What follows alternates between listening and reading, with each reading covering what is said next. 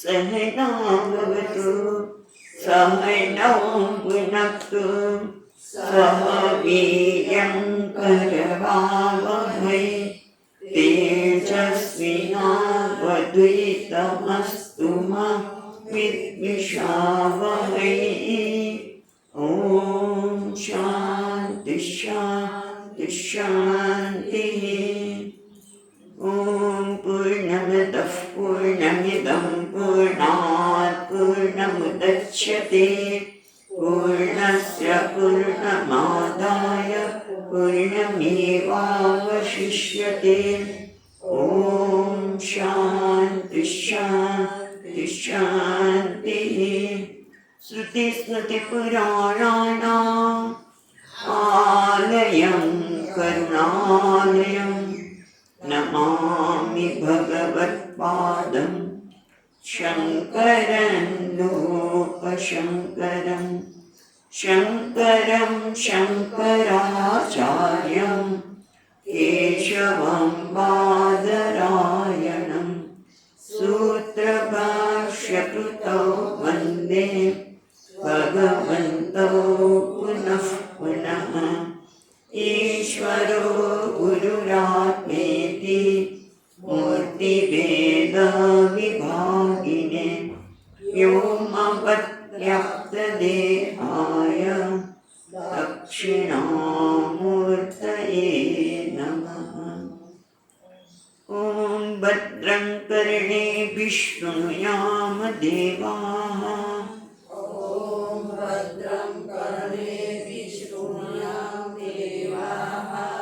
भद्रं पश्येमाक्षभिर्यजत्राः जत्राः स्थिरैरङ्गैस्तुष्टुवागुंसस्तनूभिः रङ्गैस्तुष्टुवागुंसस्तनूभिः व्यशेम देवहितं यदायुः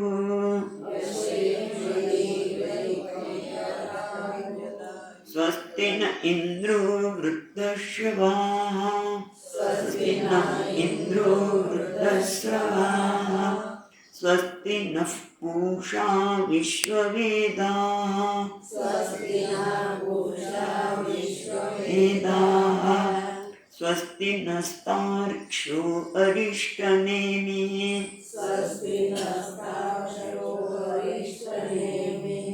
स्वस्ति नो बृहस्पतिर्दधातु ॐ शान्ति शान्ति शान्तिः शान्ति शान्तिः।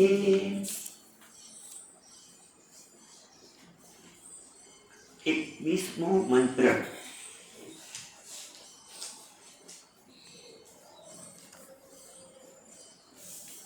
पाणिपादौ चिन्तशक्तिः पाणिपादौ चिन्तशक्तिः पश्याम्य चक्षुः शृणोम्य कर्णः पश्याम्य चक्षुः शृणोम्य कर्णः अहं विजानामि विविक्तरूपः न चास्ति वेत्ता मम चित्सदाहम् मम चित्सदाहम्। श्रुति माता ब्रह्मનું નિરૂપણ કરતા કે છે અપાણી પાદો અમચિંત્ય શક્તિ મારે પગ કે હાથ નથી હાથ અને બગરનો હું છું પણ છતાં મારી શક્તિ છે એ અચિંત્ય છે જેમ તમે કલ્પના પણ ન કરી શકો એવી મારી શક્તિ છે પશ્યામી હું જોઉં છું પણ ચક્ષુ વગર અચક્ષુ હું સાંભળું છું પણ કર્ણની આવશ્યકતા નથી કારણ કે કર્ણને પણ પ્રકાશિત કરનાર ચક્ષુને પણ પ્રકાશિત કરનાર એ હું છું ચક્ષુશ્ચ ચક્ષુ શ્રોત્રસ્ય શ્રોત્ર એ હું છું અને એટલા માટે કહે છે કે અહમ વિજાનામી વિવિક્ત રૂપ વિવિક્ત એટલે જે રૂપ વગરનો છું તે અરૂપ એવો હું ને જાણું છું હું અરૂપ હોવા છતાં રૂપ વગર હોવા છતાં પણ હું સર્વને જાણું છું, બધાને જાણું છું. પણ ન ચાસ્તિ વેદતા મમ ચિત્ત સદાહમ, પણ મને કોઈ જાણતું નથી, હું ચિત્ત સ્વરૂપ છું. હવે પ્રશ્ન થાય કે જો મને કોઈ જાણતું નથી, મને કોઈ હુંને જાણી શકે નહીં, એટલે કે એ ઇન્દ્રિય મન અને બુદ્ધિનો વિષય નથી. બીજા શબ્દોમાં કહીએ તો હું છે બ્રહ્મ છે એ પ્રત્યક્ષ અને પરોક્ષ બે મુખ્ય પ્રમાણ છે. એને આધારે ઉપલબ્ધિ, અર્થાપત્તિ, ઉપમા એ દ્વારા આપણે જગતના પદાર્થની વસ્તુની ઓળખાણ કરીએ છીએ. આપણે બે લઈએ છીએ, પ્રત્યક્ષ અને પરોક્ષ. જે સામે દેખાય છે આંખ સામે, એનું જ્ઞાન પણ શબ્દ દ્વારા થાય. ત્યાં કોણ છે? તો કે આ વ્યક્તિ છે. પણ દૂરની વ્યક્તિ હોય, પરોક્ષ હોય, તો પણ આપણે શબ્દ દ્વારા વર્ણન કરીએ. જેમ પૂજ્ય સ્વામીજી મહારાજ અમેરિકા જાય અને કે છે લાડુ બહુ સુંદર છે, લાડુ બધું વર્ણન કરે કેવી રીતે બન્યું હોય વગેરે વગેરે.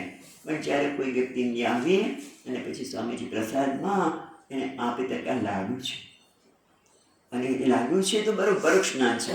પણ જ્યારે મુખમાં મૂકે અને એની ગળપણ, એની મધુરતાનો અનુભવ કરીએ ત્યારે લાડુ કહેવાય.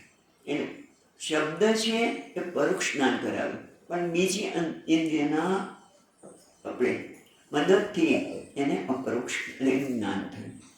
બરાબર?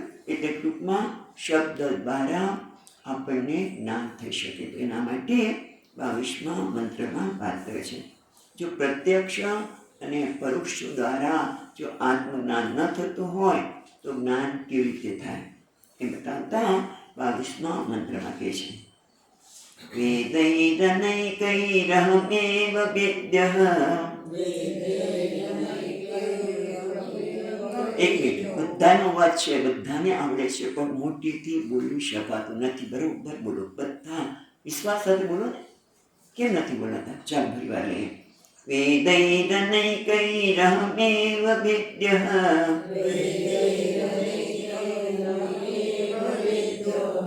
વેદાંત કૃત વેદ વિદેવ ચાહમ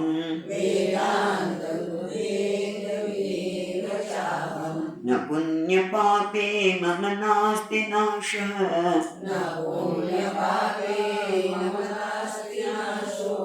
નાશ પાછું ક્યાંક આગળ ભૂલ કરીને અહીંયા આપણે થઈ.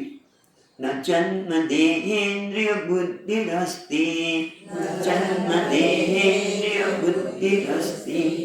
એટલે હવે આત્મજ્ઞાન કેવી રીતે થાય છે? વાત કરીએ તો શબ્દ દ્વારા આપણને વ્યવહાર કરતા હોય છે કોઈ પણ વસ્તુના દ્વારા. તો કે છે અહીંયા ભગવાન કહે છે, અને આ તો તમે જો પેલા બે શબ્દ વેદૈહિ અનૈકૈહિ અહમેવ વેદ્યઃ વેદાંત કૃત વેદ વિદેવ ચાહમ. આ શબ્દ જાણીતા લાગે છે, 15મા અધ્યાયમાં જ કહે છે, પણ એક જ ફેર છે.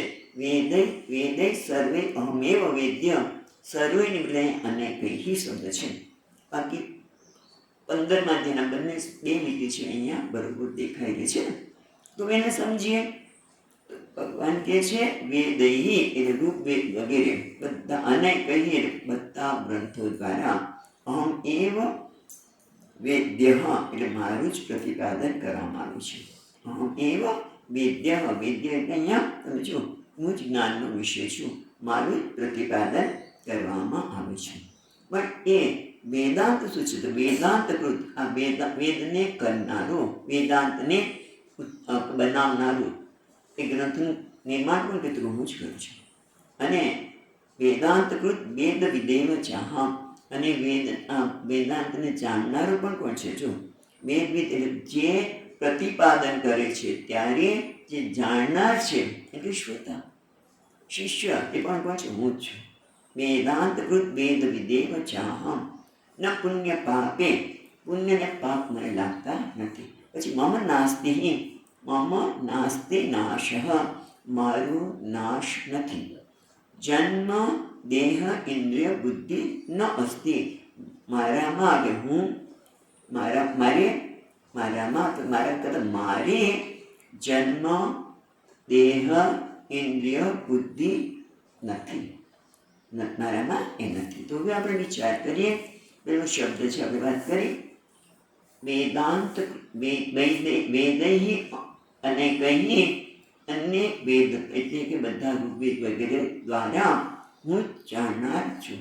તો હવે આપણે વિચાર કરીએ કે શબ્દ દ્વારા તો પરોક્ષ જ્ઞાન થાય છે. જેમ કે લાડુ, અથવા તો જે અમારાથી દૂર છે એનું જ્ઞાન શબ્દ દ્વારા પરોક્ષ થાય. એટલે આત્મા તત્વનું, આત્માનું જ્ઞાન વેદાંત આપે છે, રાઈટ? એટલું તો આપણે સ્વીકારીએ છીએ. પણ વેદાંત શબ્દ દ્વારા તો પરોક્ષ જ્ઞાન થાય, તો આત્માનું જ્ઞાન કેવી રીતે થાય? પરોક્ષ નથી, આત્મા તો પ્રત્યક્ષ છે, બરાબર? તો પછી એના માટે જે કહે છે એ ખરેખર શબ્દ જે છે એ પરોક્ષ વિષય માટે પરોક્ષ જ્ઞાન આપે છે. પણ આત્મા માટે વેદાંત શું કરે છે? તો કે આત્મા વિશેના જે વિપરીત ખ્યાલો છે, ખોટા ખ્યાલો છે, જે આરોપિત ખ્યાલો મેં કર્યા છે એને દૂર જ કરે છે. વિપરીત ખ્યાલને દૂર કરવાનું કામ કરે છે. અને ખ્યાલ દૂર થતાં જે છે એ આત્મા કેવો છે? સ્વયં પ્રકાશ છે. એના હોવા માટે, હુના હોવા માટે કોના પર આધાર છે? કોઈના પર નહીં. એટલે એનું જ્ઞાન જે શાસ્ત્ર દ્વારા સમજાવે છે તરત પ્રગટ થાય છે. પણ ક્યારે થાય? કે જ્યારે આ જે અધ્યારોપ કર્યા છે, ખોટા ખ્યાલ છે, એને દૂર કરીએ ત્યારે. કે જેમ કે આપણે સિનેમા જોતા હોય અને આવું બધું સાંભળ્યું છે કે સંતોષીમાનું પિક્ચર આવેલું વર્ષો થઈ ગયા, ત્યારે લોકો પડદા ઉપર પાસે જઈને પૈસા મૂકતા હતા કે આ સંતોષીમાં છે. અથવા તો રામાયણની સિરિયલ આવે છે, અભિનેતાનું નામ મને ખ્યાલ નથી આવતું, પણ જે ટીવી સિરિયલમાં આવે છે રામને જોઈને પ્રણામ કરે છે કોઈ વ્યક્તિ. રામ સાક્ષાત છે, અરુણ ગોહિલ, ઓકે. એટલે એક વ્યક્તિ પ્રણામ કરે છે કે અરે આને ક્યાં પ્રણામ કરે છે? તું ઓલો અરુણ ગોહિલ છે, એને રામ છે, એ રામ છે. એટલે મને રામ વિશેના ખોટા ખ્યાલ હતા એ દૂર થયા. અને હવે મને ખબર પડશે હવે કે આ તો આ છે. તો પછી આપણે શું કરીએ? પછી આપણને ખબર છે કે આ વ્યક્તિ છે. હવે હું આને પ્રણામ કરતી હતી, એ વ્યક્તિ તો રામ નથી, બરાબર? એટલે જ્યારે મને જ્ઞાન આપવામાં આવે ત્યારે એના વિશે મેં જે આરોપ કર્યો છે એ દૂર થાય છે. એવી રીતે હું પ્રકાશી રહ્યો છે. પણ અત્યારે હું વિશે મને અનેક ખ્યાલો છે. હું અધૂરો છું, ઊણો છું, માટે અહીંયા જઈ આવું, ત્યાં જઈ આવું, અને કંઈક મેળવી દઉં, એવી ભાવના અત્યારે રહેલી છે. પણ ખરેખર તો શું છે? હું છે એ કેવો છે? પૂર્ણ છે. એ જે દેહહીન અલ્પ છું માટે શાસ્ત્ર કહે છે કે તું એ નથી. એટલે વેદાંત શું કરે છે? આત્માના યથાર્થ સ્વરૂપનું વર્ણન કરે છે.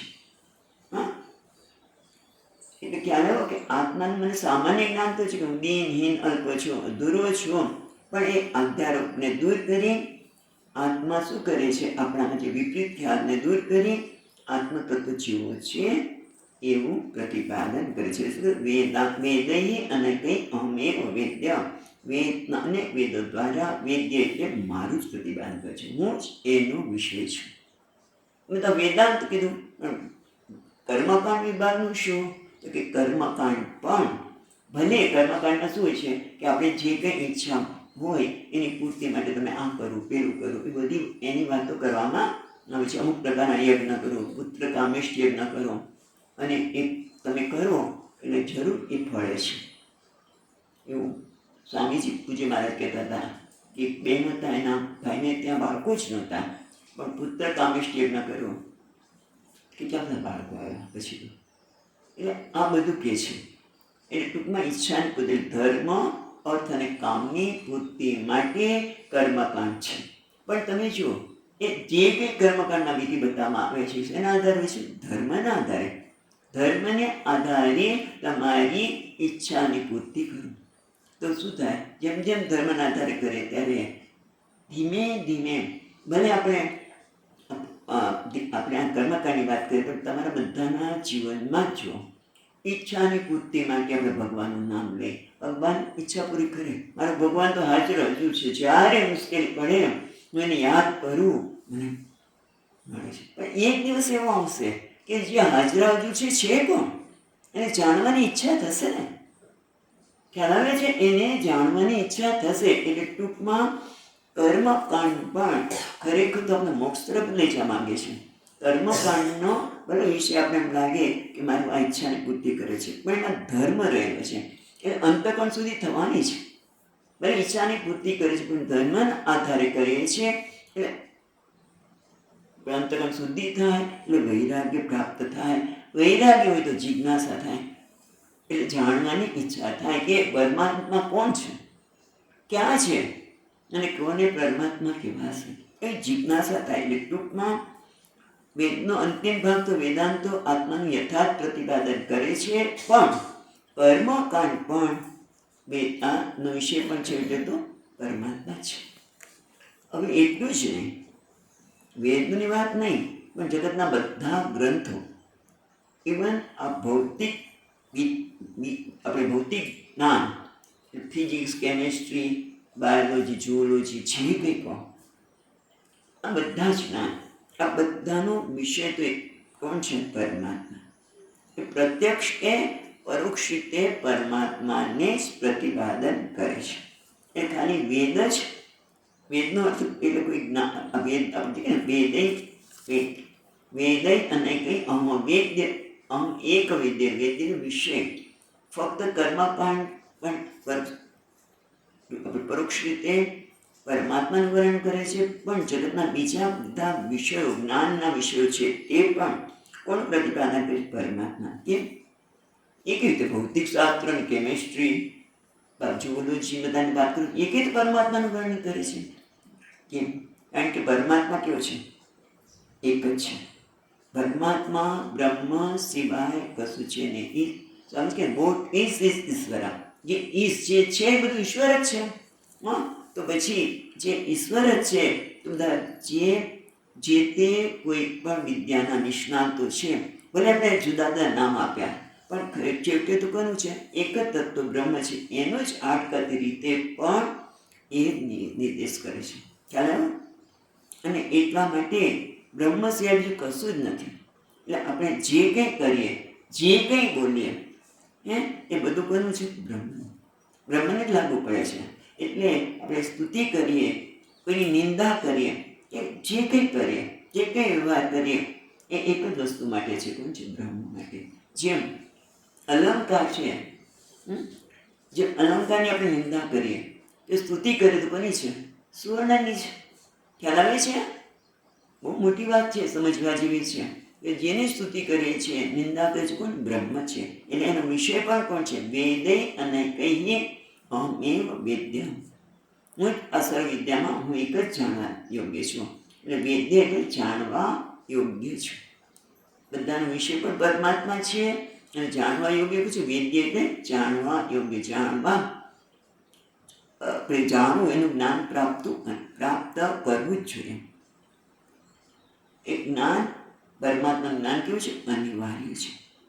કારણ કે તમે જો બધા, અને ક્યાંથી મળે? વેદાંતમાંથી. કારણ કે બીજા બધા વિષયો છે, પ્રતિપાદન કરે છે, વૈજ્ઞાનિકો ઘણું બધું શોધે છે, પણ તમે જુઓ કે ઘણી બધું જ્ઞાન પ્રદાન કરે છે, પણ એ વૈજ્ઞાનિક પણ જે શોધના છે, કારણ કે વૈજ્ઞાનિકો શું કરે? સત્યને પ્રતિપાદિત કરે છે, સત્યને ઉદ્ઘાટિત કરે, જે છે એને પ્રગટ કરે છે. ગુરુત્વાકર્ષણ નિયમ દાખલા તરીકે.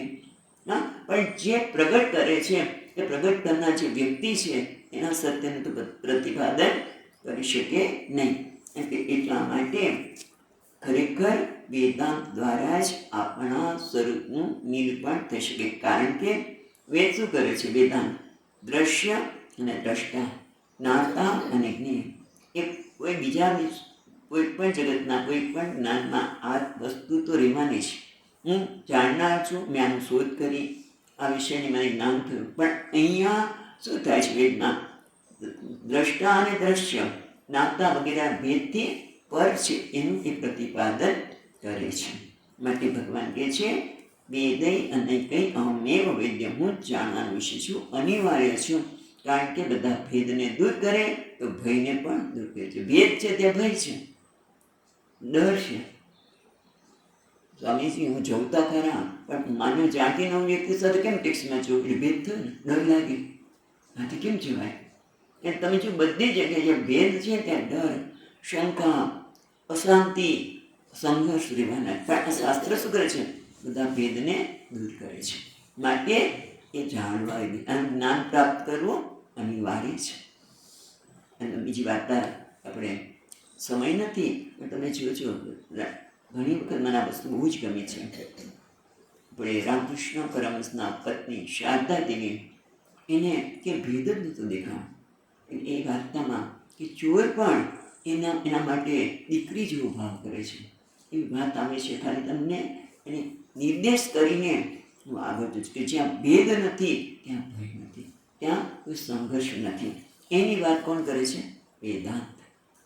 એટલા માટે વેદાંતનું જ્ઞાન અનિવાર્ય છે. પછી શું શબ્દ આવે છે?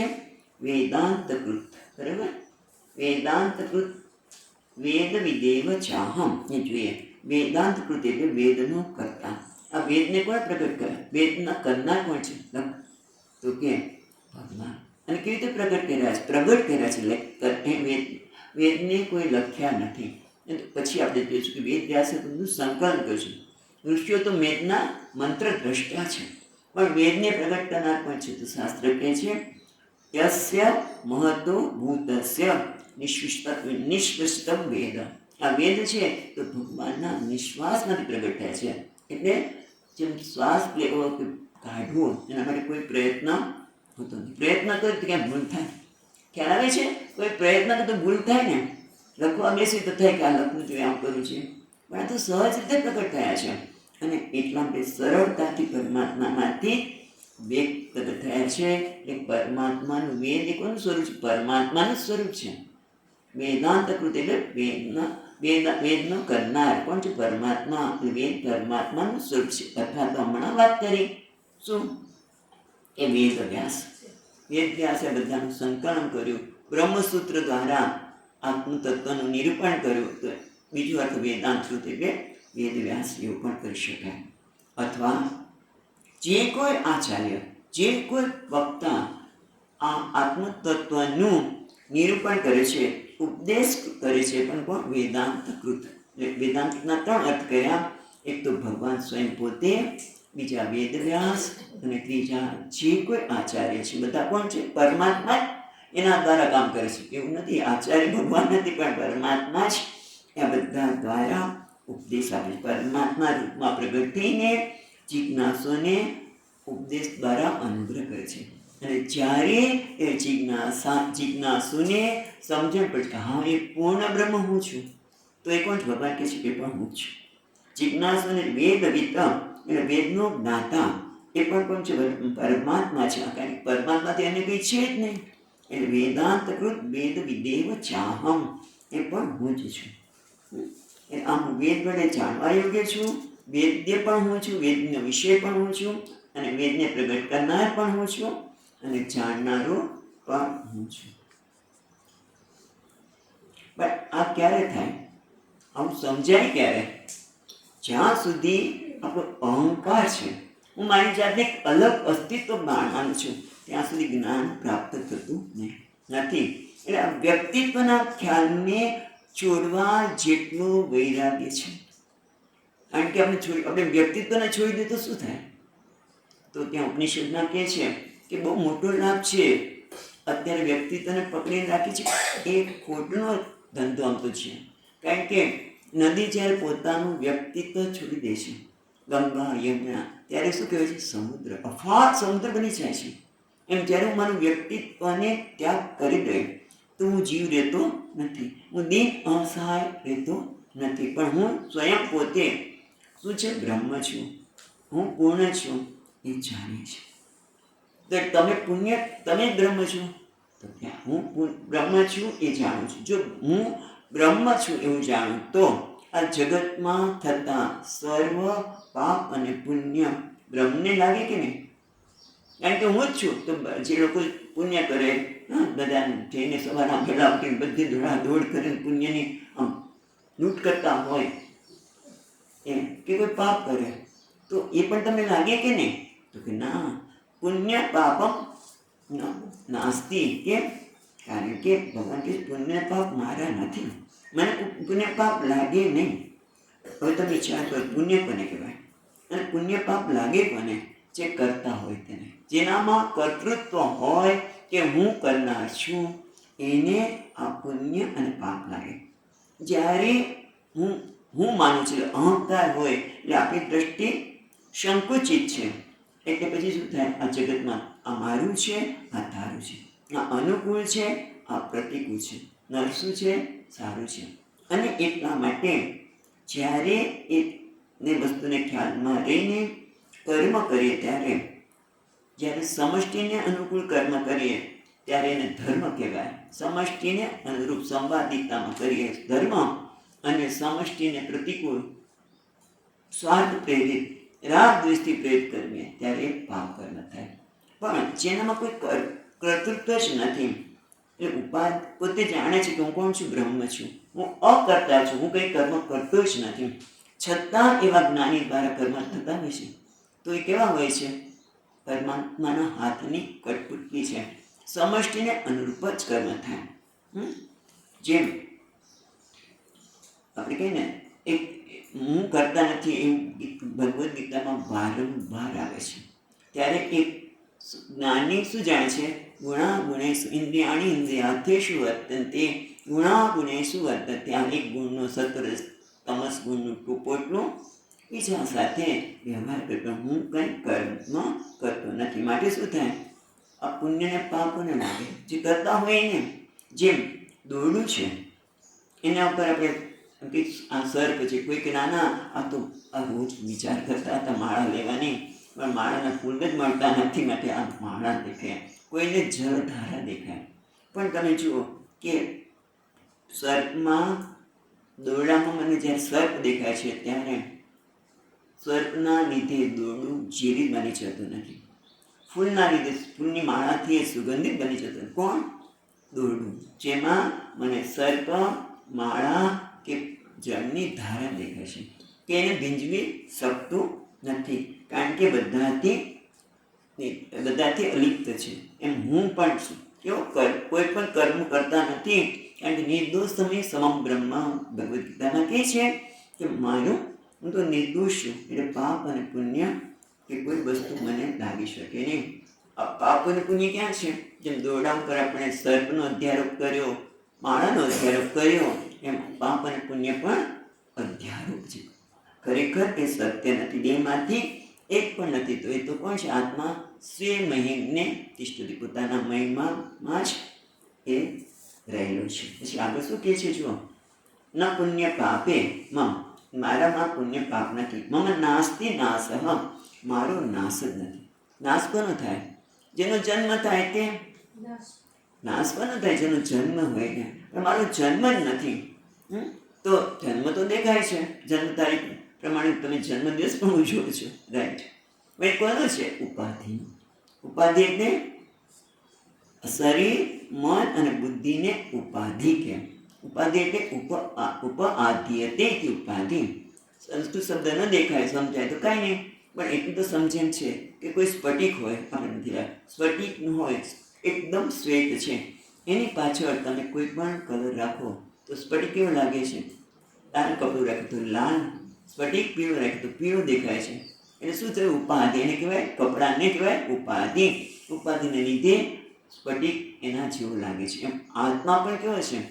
સ્ફટિક સ્થાનીય. આત્મા કેવો છે? સ્ફટિક સ્થાનીય. પણ આ ઉપાધિ એટલે શરીર, મન અને બુદ્ધિ એની ઉપાધિ છે. અને ઉપાધિને આધારે જ્ઞાન ન હોવાથી હું શરીર છું, હું મન છું, હું બુદ્ધિ છું, અને એના લીધે એનો જન્મ છે. અને એના લીધે મૃત્યુ પણ છે. એટલે કે છે ન મમ જન્મ અસ્તિ, મમ નાશ અસ્તિ, જન્મ નથી માટે નાશ નથી. ન જન્મ દેહેન્દ્રિય બુદ્ધિ અસ્તિ, કારણ કે મન, બુદ્ધિ કે ઇન્દ્રિયો હું નથી. કારણ કે હું પ્રકાશક છું, હું એનાથી અસંગ છું, એ મારા નથી. હું એનો આત્મા કે છે. આત્મા એટલે હું એક શું કહે છે? મારો નાશ પણ નથી. આ જન્મ, દેહ, ઇન્દ્રિય બધું નથી. કારણ કે દેહ, મન, ઇન્દ્રિય તો ઉપાધિ છે.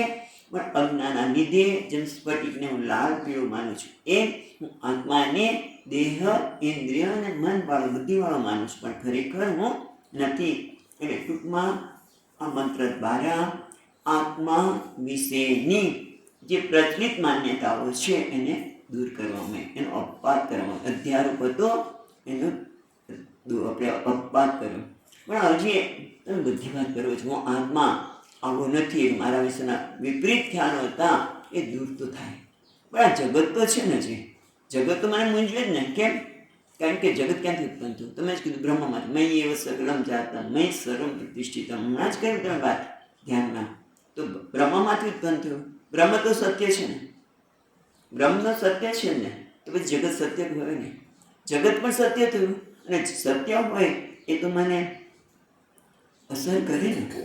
એટલે બ્રહ્મ સત્ય છે, જગત પણ સત્ય છે, અને સત્યનું શાસ્ત્ર પ્રતિપાદન કરે છે. એવું જે વાત કોઈ જિજ્ઞાસુ છે, આ જિજ્ઞાસુને વાત કરે છે, જેવું માનતા હોય તો એના માટે અહીંયા એનો અપવાદ કરે. સત્યત્વનો, જગતમાં જે સત્યત્વ બુદ્ધિ છે એનો અપવાદ કરે. જગતમાં સત્યત્વ બુદ્ધિ અને હુંમાં, ઉપાધિમાં અહમ બુદ્ધિ, એટલે વિપરીત ખ્યાલોને આગળના મંત્રમાં દૂર કર્યા.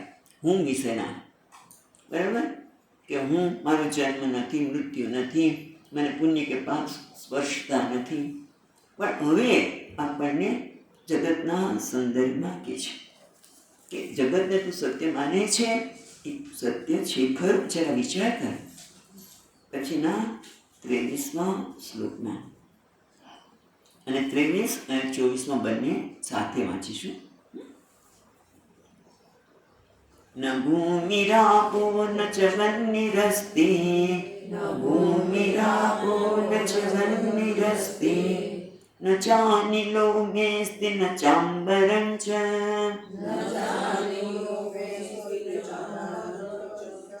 एवं विदित्वा परमात्मरूपम्, एवं विदित्वा परमात्मरूपम्, गुहाशयं निष्कलमद्वितीयं, गुहाशयं निष्कलमद्वितीयं, समस्तसाक्षिं सदसद्विहीनं, समस्तसाक्षिं सदसद्विहीनं, प्रयाति शुद्धं परमात्मरूपं, प्रयाति शुद्धं परमात्मरूपं.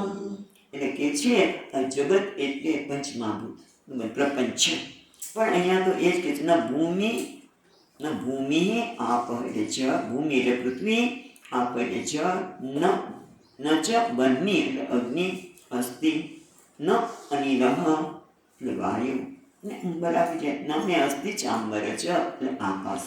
એટલે પંચમહાભૂતમાંથી બનેલું આ જગત એટલે આકાશ, વાયુ, અગ્નિ, જળ અને પૃથ્વી. એ તો કે ભગવાન મૂછે જ નહીં. અને એવં વિદિત્વા પરમાત્મા રૂપમાં, આ પ્રકારનું પરમાત્માનું રૂપ ક્યાં જાણવાનું છે? ગુહાશયમ. કેવી રીતે? નિષ્કલ અદ્વિતીય. એટલું જ નહીં, સમસ્ત સાક્ષી, બધાનું સાક્ષી છું, સત અને અસતથી રહિત છું. અને આવું જાણવાથી પેલો સાધક છે, જિજ્ઞાસુ છે, એ શુદ્ધમ પરમાત્મા રૂપને પ્રયાતિ પ્રાપ્ત કરે છે. પણ પ્રાપ્તિ આપણે વાત કરીએ છીએ ગૌણ અર્થમાં કહેવામાં છે, કારણ કે છું જ, હું જે છું જ એને હું પ્રાપ્ત કરું છું. એટલે કે 10મો છું ને 10મો મળી ગયો. એટલે શું છે? હું છું એને જ જાણું છું. એના માટે હવે આપણે આગળ જોઈએ. તો પેલા કહે છે ન ભૂમિ આપ બન્ની અનલ અંબર અસ્તિ. એટલે પંચ જે તત્વો છે એ હું નથી. કેમ? એટલે કે પંચ તત્વો જો ન હોય તો જગત પણ હું નથી. એટલે કે હું જગત હું નથી, એટલે કે સત્ય નથી. કારણ કે મારામાંથી ઉદ્ભવ થયેલું છે જગત, પંચમહાભૂતો, અને એના કારણે જગત ઉદ્ભવ સ્થાન છે, એ મારા લીધે છે, પણ હું એના લીધે નથી, હું એના લીધે નથી. જેમ આપણે વિચાર કરીએ કે જળમાંથી તરંગો ઉત્પન્ન થાય છે. જળ કે છે, જળની દ્રષ્ટિએ એ કહે છે તરંગો મારામાંથી ઉત્પન્ન થયા. પણ જળ કે છે હું તરંગના લીધે નથી, હું તો કેવો છું? સ્વતંત્ર છું. બસ આ બતાવે છે કે તરંગની દ્રષ્ટિબંધી, આપણે તરંગની દ્રષ્ટિબંધી રાખીએ તો આપણે તરંગ દેખાય છે. તરંગ ઉપર જોઈએ દ્રષ્ટિ રાખીએ તો આ તરંગની ઉદ્ભવ થયો. ક્યાંથી થયો? તો કે જળમાંથી. બરાબર. પણ જળની દ્રષ્ટિએ જોઈએ તો તરંગનો જન્મ નથી, તો નાશ છે, તો કે ના. ખ્યાલ આવે છે? જળની દ્રષ્ટિબિંદુથી કોઈ પણ પ્રકારનું સર્જન થયેલું નથી, પણ તરંગની દ્રષ્ટિએ જોઈએ તો સર્જન લાગે છે. એટલે વાસ્તવમાં જળમાં કોઈ પરિવર્તન નથી. એ રીતે જ્યારે હું બ્રહ્મ પરમાત્માની દ્રષ્ટિએ જોઉં ત્યારે આ ખરેખર કશું છે, કારણ કે પરમાત્મા બધાથી સ્વતંત્ર છે. એટલે કે હું આ પ્રપંચથી સ્વતંત્ર છું, અને આપણે સ્વતંત્રતા પ્રાપ્ત કરવા માટે આ દ્રષ્ટિ કહેવી પડે. નહીં તો પ્રપંચ જ મને બહુ પ્રભાવિત કરે છે. પણ એને આ સમજવાની જરૂર છે. અને એ કહે છે ન ભૂમિ રાપો ન ચ વન્ની રસ્તી ન ચાંબર ચ, પછી કહે છે એવમ વિદિત્વા પરમાત્મા રૂપમ ગુહાશયમ. પેલા આપણે શબ્દ વાક્ય ગુહાશયમ, ગુફા. ગુફા એટલે કે જ્યાં અંધારું છે, વસ્તુ છે એવી દેખાતી નથી. મહાત્મા કે જેમ ગુફામાં કોઈ સિંહ હોય તો આપણે ખબર પડે નહીં, પણ આમ ચકચકતી આંખ દેખાય કંઈક છે એવું ખબર પડે, કંઈક છે એ ખબર, પણ શું છે ખબર પડતી નથી. એમ આત્મા પણ આ બુદ્ધિ ગુફામાં નિવાસ કરે છે, પણ અત્યારે મને જીવો છે એવું ખબર છે નહીં. પણ બુદ્ધિ ગુફામાં આત્મા નિવાસ કરે છે એવું તમે કહો છો અહીંયા શાસ્ત્ર. પણ આત્મા તો તમે સર્વવ્યાપી છે, એ તો સર્વત્ર છે, તો બુદ્ધિ ગુફામાં છે એમ કેમ કે છે? તો કે એટલા માટે કે જે સૂર્યનો પ્રકાશ સર્વત્ર છે, બરાબર, પણ જ્યારે અરીસો લાગે ત્યારે ખબર પડે કે આ પ્રકાશિત ઝળહળાટ થાય, બધે પ્રકાશ તો પડે જ છે, બધી ભીત ઉપર પ્રકાશ પડે છે, પણ એ અમુક સપાટીને એક સૂર્યના પ્રકાશને પરિવર્તિત કરે છે. એ રીતે આત્મા તો સર્વત્ર છે, પણ બુદ્ધિ એક એવું સ્થાન છે કે જ્યાં આત્માને જાણી શકાય. બુદ્ધિ આત્માને જાણવા માટેનું સ્થાન છે. એટલે કે છે ગુહાશયમ, એટલે બુદ્ધિ ગુફામાં હું રહેલો છું, આત્મા રહેલો છે. આત્મ તત્વને આત્મા તો સર્વત્ર છે, બ્રહ્મ તો સર્વત્ર છે, પણ જેમ અરીસો સૂર્યના પ્રકાશને પ્રતિબિંબ કરે છે એમ આત્માને પ્રતિબિંબ કોણ કરે છે? બુદ્ધિ પ્રતિબિંબ જ કરે છે. પણ એ જણાય ક્યારે? જ્યારે મારું મન બુદ્ધિ શુદ્ધ અને એકાગ્ર હોય તો, બહારની વિશ્વનું ચિંતનમાંથી મુક્ત થયો હોય, બહિર્મુખતામાંથી મુક્ત થયો, કંઈક બનવું છે કરું છું એમાંથી મુક્ત થયો હોય ત્યારે. એટલે ટૂંકમાં હૃદય ગુફામાં અવિરત રીતે હું એ પૂરી રહ્યું છે. પણ અત્યારે હું છે કેવો લાગે છે? દીનહીન, અસહાય એ લાગે છે. પણ જ્યારે અંતઃકરણ શુદ્ધ થાય અને એકાગ્ર બને ત્યારે શાસ્ત્ર અને આચાર્યના પાસેથી શાસ્ત્રનું શ્રવણ કરે છે, અને જે સંસ્કારના લીધે કેવો છે હું ખબર પડે છે કે હું જે છે આ દિનહીન નથી, પણ એ બ્રહ્મ છે, હું પૂર્ણ છું. જ્ઞાનની વૃત્તિ ક્યાં ઉત્પન્ન થાય છે? બુદ્ધિમાં. એટલે ગુહાશયમ. ગુહાશયમ એટલે ગુફામાં, એટલે અંદર એવું થયું ને, ગુફામાં. પણ પરમાત્મા તો સર્વત્ર છે, અંદર બહાર તો કંઈ કહેવાની વાત જ નથી. પણ જ્યાં સુધી પેલો સાધક એમ માને છે કે મારામાં છે અંદર, એટલે શ્રુતિ માતા એને સમર્થન કરે છે સહજ રીતે. પણ એટલે ખરેખર આત્મા જે અંદર છે એમ કહીને પણ એક તો સમર્થન કરે છે, બીજું નિર્દેશ પણ કરે છે કે તું આત્માને જગતમાં શોધવાનો પ્રયત્ન છોડી દે, તો અંતર્મુખ બન. ગુહાશયમ કહીને તું અંતર્મુખ બન, બહાર જોવાની જરૂર નથી. અને એ પછી જ્યારે અંતર્મુખ બને છે અને શ્રવણ કરે છે ત્યારે એક બુદ્ધિમાં એક જ્ઞાન વૃત્તિ ઉત્પન્ન થાય છે. શું?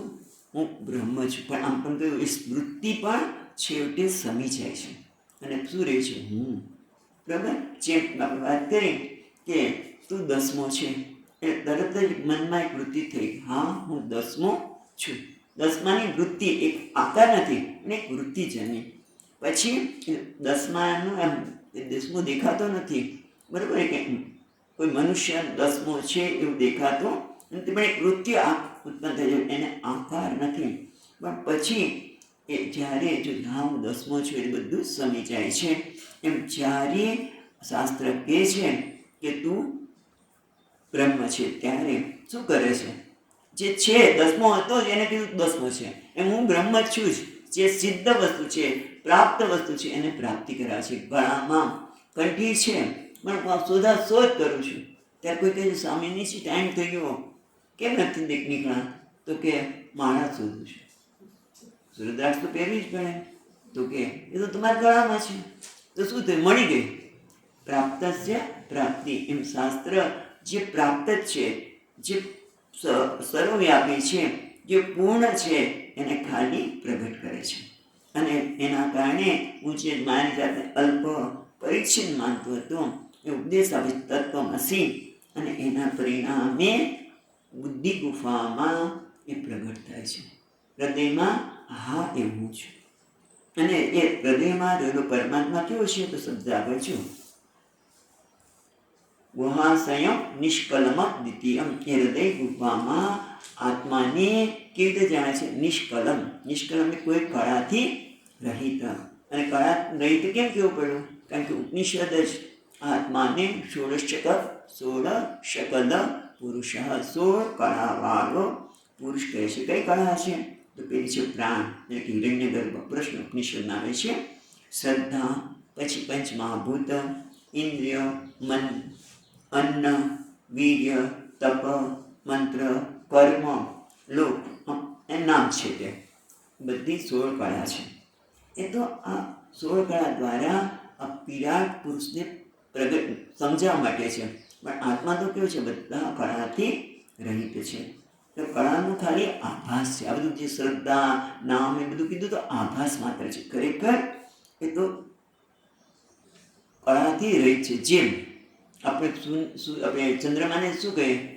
પૂર્ણિમા દિવસે 16 કળા ચંદ્રમાં ખીલો છે, બરાબર? અને હવે એ કળા જતી રહી. કળા જતી નથી રહી, પણ એની ગતિના લીધે એની જે 16 કળા, આપણે 16 કળા ખીલો છે એવું કહીએ. પૂર્ણિમા પછી એક બીજ અમાવાસ્ય સુધી જઈએ ત્યારે પણ તે કળા જતી રહી? ના, જતી નથી રહી. પણ એના પ્રતિબિંબ એનું દેખાતું નથી. ચંદ્ર અપૂર્ણ જણાય છે, પણ ખરેખર તો પૂર્ણ જ છે ને. એ રીતે ખાલી બહારથી દેખાય છે કે અપૂર્ણ છે. એ માયાથી જે આત્મા કળાવાળું લાગે છે એ કેવો છે?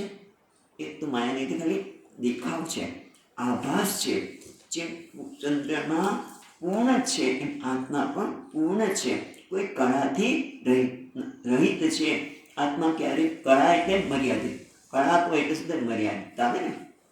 આત્મા કળાથી રહિત છે, નિષ્કલ છે, એટલે મર્યાદિત નથી, આપણે પરિચ્છિન્ન નથી. અને પછી કેવું કીધું શબ્દ? આ બધા શબ્દને જોવાના છે. અદ્વિતીયમ. અદ્વિતીયમ એટલે દ્વૈતથી રહિત. અને કયો દ્વૈત છે? 3 પ્રકારના ભેદ આપણે વારંવાર જોઈએ છે. કયા? સજાતીય, વિજાતીય અને સ્વગત ભેદથી રહિત છે. એને કહેવાય અદ્વિતીય. જ્યાં દ્વિતીય નથી. અને દ્વિતીય એટલે કયા? સજાતીય ભેદ, વિજાતીય ભેદ અને સ્વગત ભેદ. કેવી રીતે? જો સજાતીય મનુષ્યમાં સ્ત્રી છે, પુરુષ છે, ભેદ ને. સજાતીય જાતિ એક જ છે, મનુષ્ય જાતિ, પણ એમાં ભેદ. એટલે તમે ગમે તે લો જગતના પદાર્થો, કાં તો સજાતીય ભેદ હોય, વિજાતીય. એટલે અમે જો ગાય અને ઘોડો વિજાતીય થઈ ગયા. મનુષ્ય અને પશુ એટલે વિજાતીય ભેદ. અને ત્રીજો ભેદ છે સ્વગત ભેદ, એટલે પોતામાં ભેદ. કયો? આ શરીર છે એમાં હાથ, પગ, મસ્તક બધા જુદા છે. હાથનું કાર્ય પગ ન કરે છે, પગનું હાથ ન કરે. આ બધા જ ભેદ છે. એટલે મનુષ્ય અને પશુ વચ્ચેનો ભેદ, મનુષ્ય અને મનુષ્ય વચ્ચેનો ભેદ, અને પોતાના અંગ વચ્ચેનો ભેદ. આ બધા જ 3 પ્રકારના ભેદથી આત્મા રહિત છે. એટલે કે આ બધા ભેદને પ્રકાશિત કરે છે. પણ આત્મા ચૈતન્ય એ ભેદથી રહિત છે. એટલે કેવો છે? શબ્દ જુઓ ફરીવાર. અદ્વિતીયમ, જ્યાં કોઈ દ્વૈત દ્વિતીય છે જ નહીં. એટલું જ નહીં, સમસ્ત સાક્ષી સદસત વિહીનમ. હવે આ શબ્દ જોઈએ. સમસ્ત એ બધાના, સર્વભેદનો, બધું એક સર્વભેદનો હું સાક્ષી છું. એટલે સાક્ષી કોને કહેવાય? જે કોઈ સાક્ષી એટલે જે કોઈ અવરોધ વગર અનાયાસે કોઈની પણ મદદ વગર વસ્તુને પ્રકાશે જાણે એને કહેવાય સાક્ષી. શું સાક્ષી? એટલે કોઈ પણ અવરોધ વગર, કોઈ પ્રયત્ન વગર, કોઈની પણ મદદ વગર એ બધાને પ્રકાશે છે. કોણ? આત્મા. એટલે કે સાક્ષી આપણે ભગવાનના પર ગઈકાલે વાત કરી હતી કે કોઈનાથી પ્રભાવિત ન થાય, એને ખરા અર્થમાં સાક્ષી કહેવાય. એમાં હું કેવો છું? સમસ્ત સાક્ષી. આ જે કંઈ ઘટી રહ્યો છે બધાનો સાક્ષી છું, એનાથી પ્રભાવિત થતો નથી. જેમ કે સાવ સરળ દ્રષ્ટાંત આપે એ શું? આપણે પિક્ચર જોવા ગયા હોય, પિક્ચર જોવા ગયા છે અને એમાં કદાચ આગ લાગે તો આપણે આગ ઓલાવવા જઈએ છીએ ના? કારણ કે કેમ? કે દેખાય છે પિક્ચરમાં એ સાચું છે ને મિથ્યા છે. એમ મિથ્યા હોય કે પેલા આગ લાગે અને પડદાને કઈ અસર થાય તો કે ના. એ રીતે આત્મા કોઈ સાક્ષી, જેને આ મિથ્યા વસ્તુ એને પ્રભાવિત કરી શકતી નથી. બીજી રીતે જોઈએ કે આપણે ગઈ વાત નાટક દીપક પ્રકરણની પણ વાત કરી કે દીવો હોય, દીવો છે એની અંદર આપણે પ્રકાશ, આપણે દીવો બધાને પ્રકાશિત કરતો હોય પણ એમાં કોઈનો વરઘોડો નીકળે ને નાચવા માંડે દીવો, વાહ વાહ આનંદ થઈ ગયો, કેવા ઢમ ઢમ કરીને નાચે છે, દીવો નાચવા માંડ્યો, આનંદ થયો તો કે ના. અને કોઈની સ્મશાન યાત્રા નીકળે તો દીવાને શું થાય? કશું જ થાય નહીં. ખ્યાલ આવે છે? દીવો કેવો છે? અસંગ છે, સાક્ષી છે, બધા કર્મનો સાક્ષી છે. એમ આત્મા પણ કેવો છે? સાક્ષી છે. એ કોઈનાથી લિપ્ત થતો નથી. જેમ સિનેમાની વાત કરી કે એમાં પડદો કેવો છે? એને કશું થાય નહીં.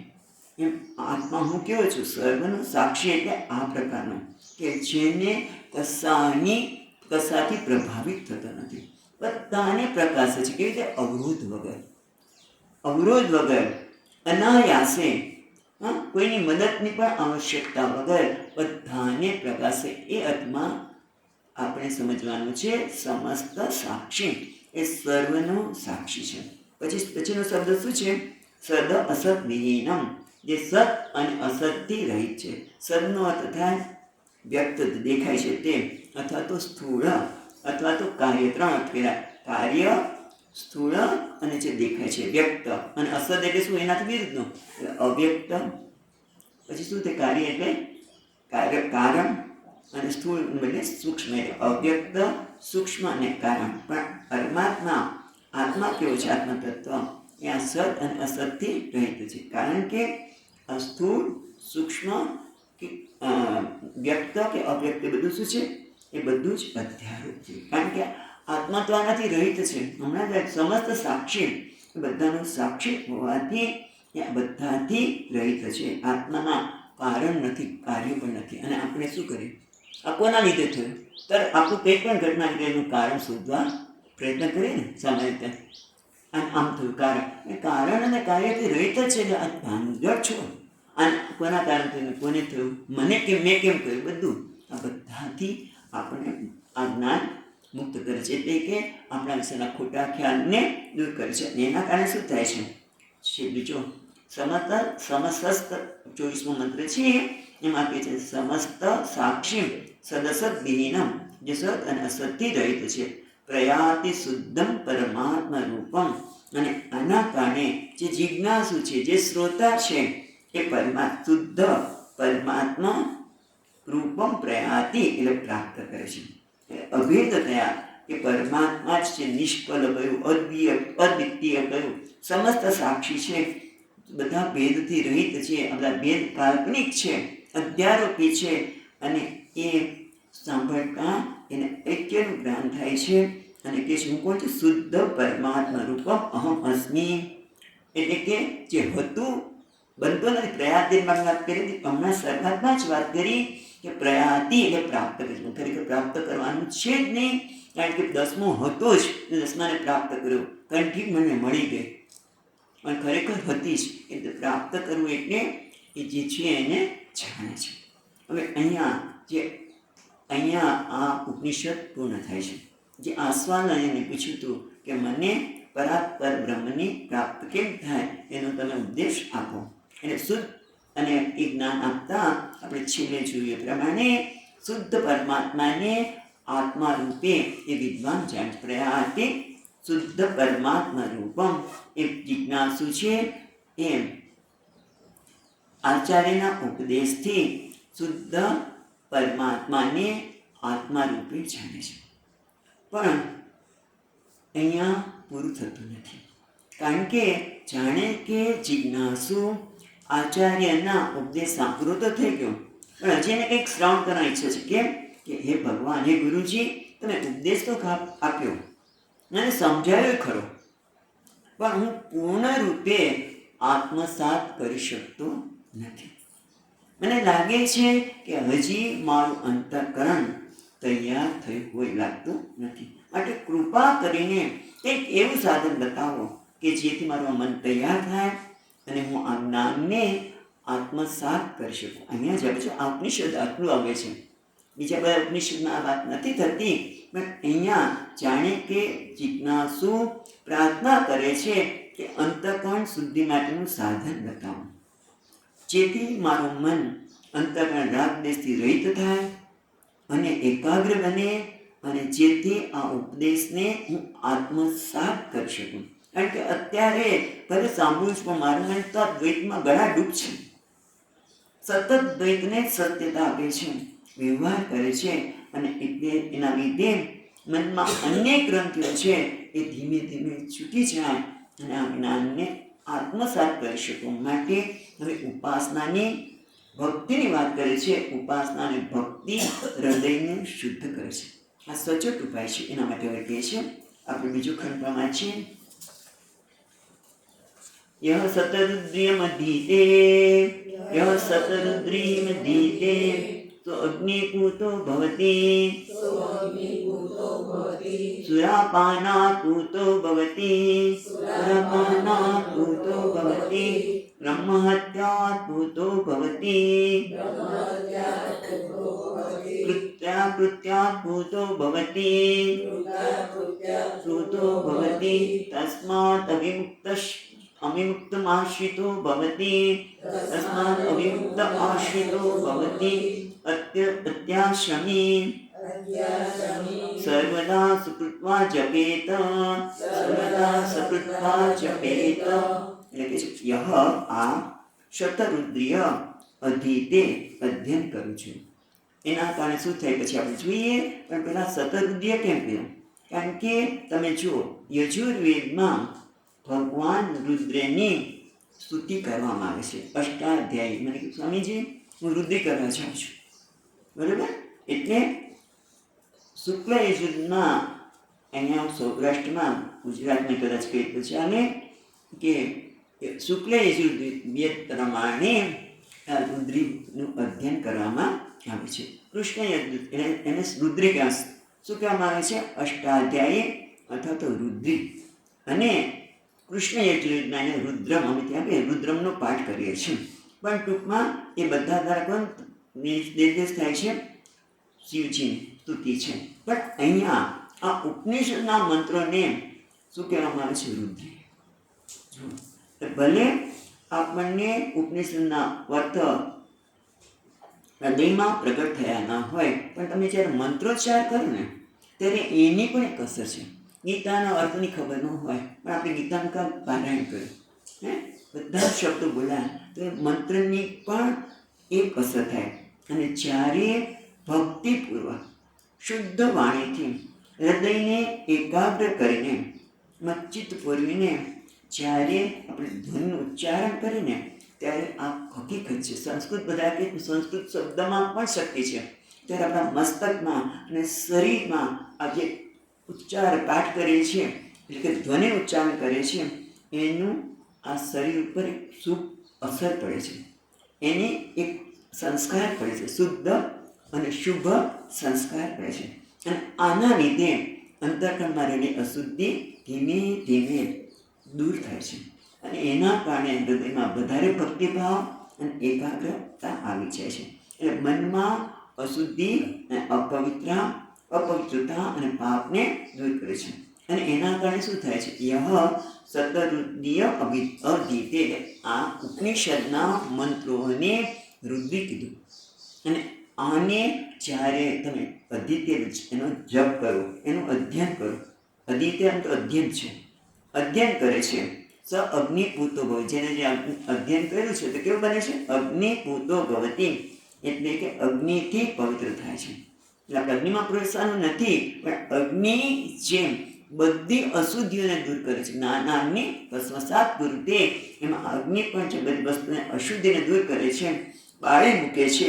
એમ જ્યારે પેલું સાધક આનું અધ્યયન કરે છે, ત્યારે એનો પાઠ કરે છે, ત્યારે આત્મજ્ઞાનમાં આવતા અવરોધો, વિઘ્નો છે, અવરોધ છે, એને જ અશુદ્ધિ છે. મુખ્ય અશુદ્ધિ શું છે?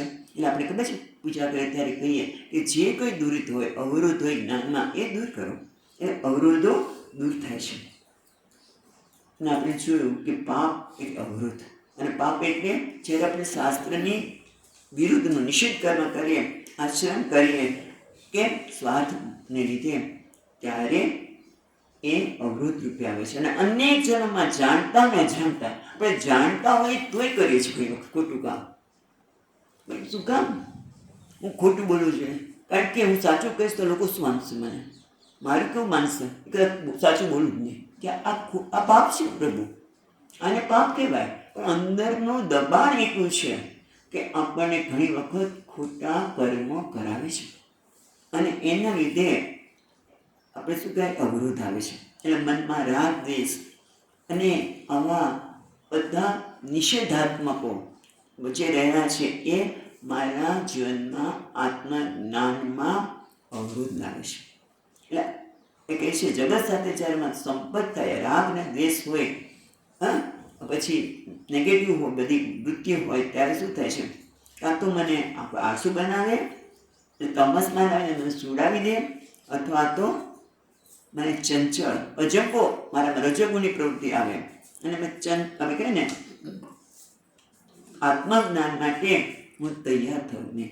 અને એટલા માટે ઘણી વખત રજોગુણે જવા દો, પણ સત્વગુણમાં શું કરે ખબર છે?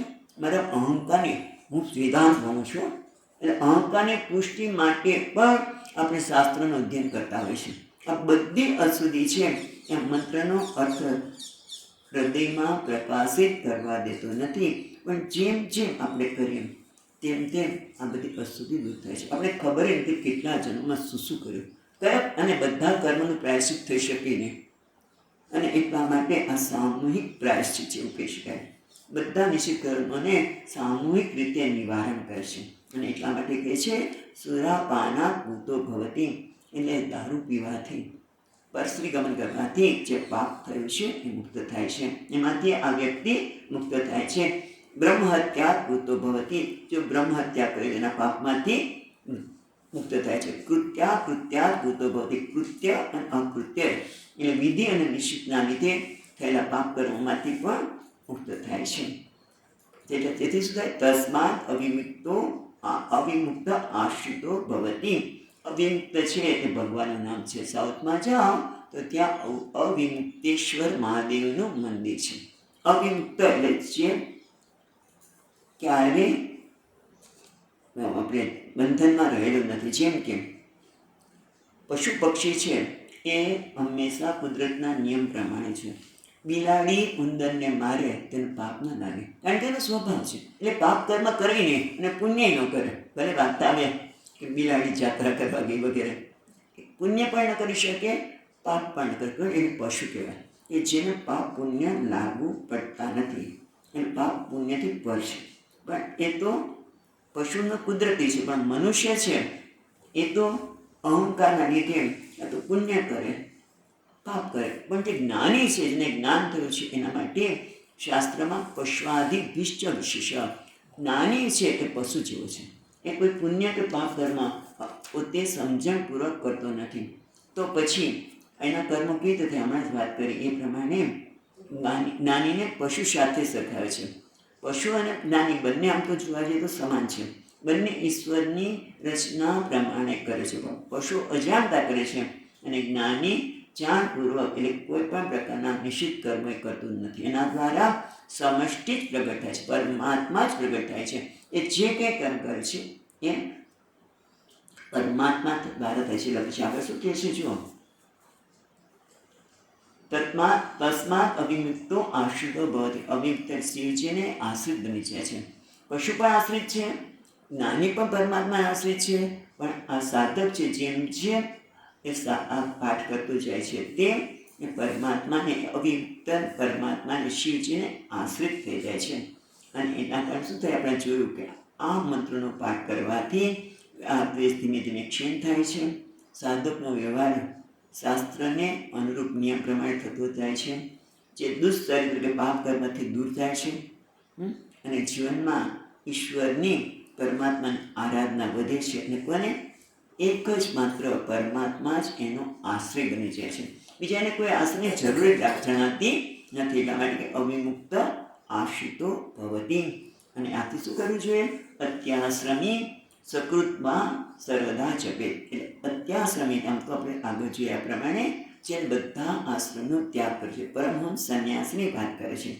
પણ સામાન્ય વ્યક્તિ પણ સર્વ આશ્રયથી પર થઈને પોતે અત્યારે અત્યાશ્રમી છે એટલે એવું માનીને પોતે આનો પાઠ કરવો જોઈએ. હંમેશા સંન્યાસી માટે તો હંમેશા અથવા તો દરરોજ સકૃત એટલે એકવાર પણ આનો પાઠ કરવો જોઈએ. એટલે જિજ્ઞાસુનું જીવનમાં કોણ આ પાઠ કરી શકે?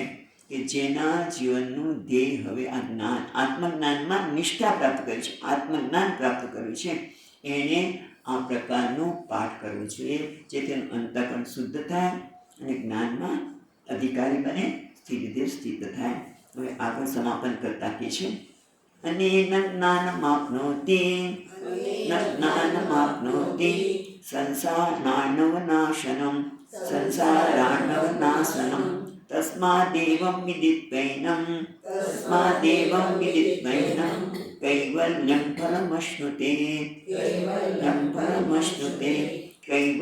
ફલમશ્નુતે ઇતિ. આનાથી જ્ઞાન આપનોતિ. આ વ્યક્તિ જે સતત પાઠ કરે છે એનાથી અંતઃકરણ શુદ્ધિ થાય છે અને શાસ્ત્ર દ્વારા જે ઉદ્ઘાટિત આત્મતત્વનું યથાર્થ જ્ઞાન આપે છે એનાથી એને જ્ઞાન પ્રાપ્ત થાય છે. એનાથી શું થાય છે? સંસાર અર્ણવ, સંસાર સાગરનો નાશ થાય છે. પણ નાશ થાય છે ખરું? કેમ? કારણ કે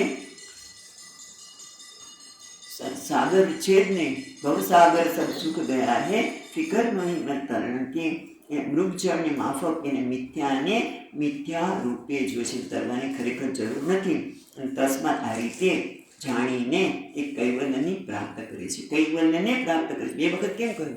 કારણ કે એ સમાપ્તિ માટે કૈવલ્યમ અશ્નુતે એ કૈવલ્યની પ્રાપ્તિ કરે છે.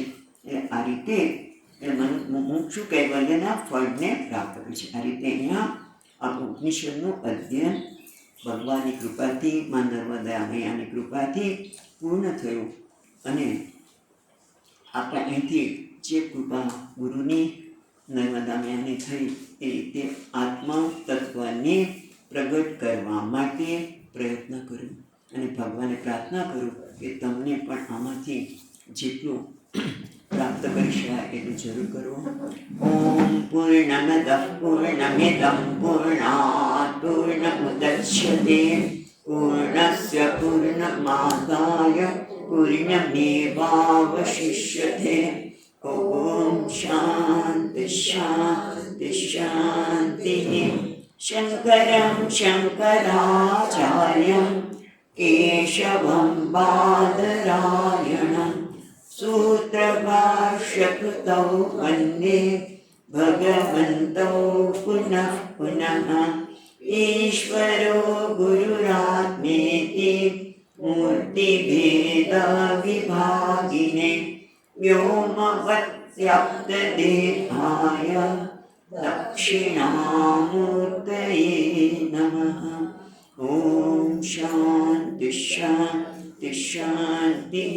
एक मिनिट પછી પહેલી વાર, કારણ કે કોઈ પણ અધ્યયન પૂરું નથી કરતા આપણે. જેમ એક મંત્ર બોલીએ છીએ એમ અહીંયા આપણે પહેલો મંત્ર બોલીને પછી શાંતિ પાઠ કરીએ છીએ.